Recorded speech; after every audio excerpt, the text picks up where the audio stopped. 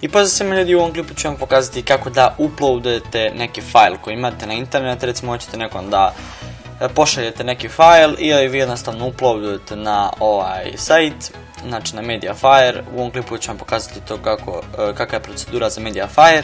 Dakle, uploadujete taj file, pošaljete drugu link i on skine i eto ima taj file koji ste vi njemu htjeli da pošaljete. A sada, kako da vi to uradite? Odete prvo na ovaj sajt Mediafire, link ovog sajta ću ostaviti u deskripciji i jednostavno ovdje morate da se ulogujete. Sada, ako se još nijednom niste logovali, onda morate prvo da se registrujete, tako da idemo na Sign Up. Sada, kada odete na Sign Up, ovdje morate da izaberete da li ćete Basic, Pro ili poslovni. Neću da pogrešno pročitam ovo pa da ne bude posle neke frke. Dakle, ako uzmete ovaj besplatan, ovaj je Basic inače besplatan, dakle tu dobijate 10 GB prostora i vi možete da napunite samo tih 10 GB prostora i to vam je besplatno, dakle to vam je taj Basic. Ako ćete ovaj Pro, to vam vidite već ima kao neki ranac, to je za poslovne, za neka putovanja, ako negdje idete pa da uploadujete te slike i to da vam to bude sačuvano non stop i da ne morate da nosite neke hard diskove ili nešto, znate već nešto mislim. I to možete da koristite, ali morate plaćati $3,79 mesečno i možete da koristite ovih 1 TB prostora. Sad, poslovni je onako baš dobar, to mi je 10 TB imate, 100 TB i to mi je, znači, ne znam da li postoji hard disk od 100 TB da se kupi. Tako da možete koristiti, ali morate da plaćate $40 mesečno. Tako da, mi ćemo ipak ići ovaj besplatan, nećemo dajemo nikakve pare. Tako da idete Get Started na besplatan. Ako hoćete besplatan, ovdje unesete vaše ime, vaše prezime, dobro neću vam nositi tu, unesete vaš mail, vaš password.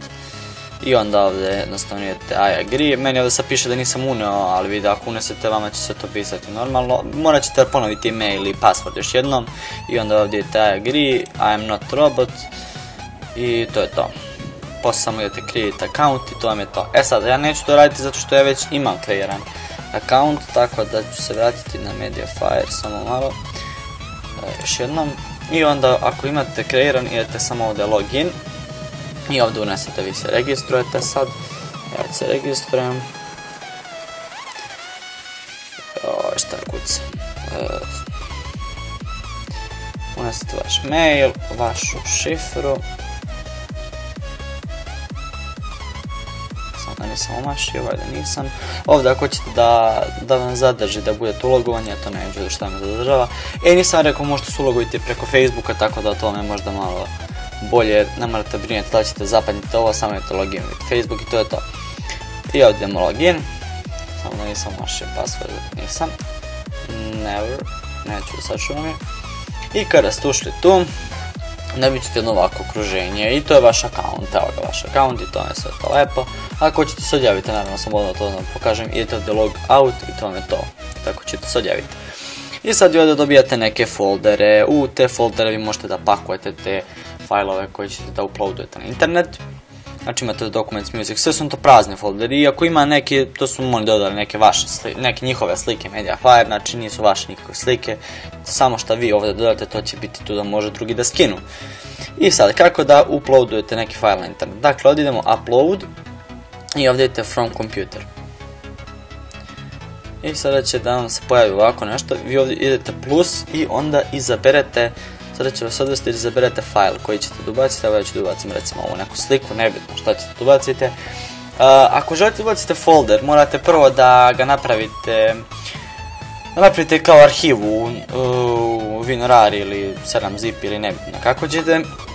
I kada se tu ubacite možete i više fajlova, nebitno ja sam ubacio jedan i onda samo idete ovdje begin upload, dakle to idete begin upload i sada će onda se uploaditi tu na vaš account i vi samo kad završite možete ovdje copy link ako ćete da kopirate link toga što ste vi uploadovali, znači taj file da kopirate link i pošaljete to nakon drugo link i da vam skine, ali ne morate tako, možete i ovako, znači ovdje idete X i kako da vidite taj vaš file koji ste uploadovali, samo kliknete ovdje i samo sačekate ovdje loading i ovdje će vam sad pokazati slika ta koji ste uploadovali, samo kliknete download i ovaj link kopirate i pošaljete tom nekom drugu ili kome već hoćete i on može da skine to, ili ako vi okačite neki fajl ili date deskripciju link u klipu i da taj neko skine.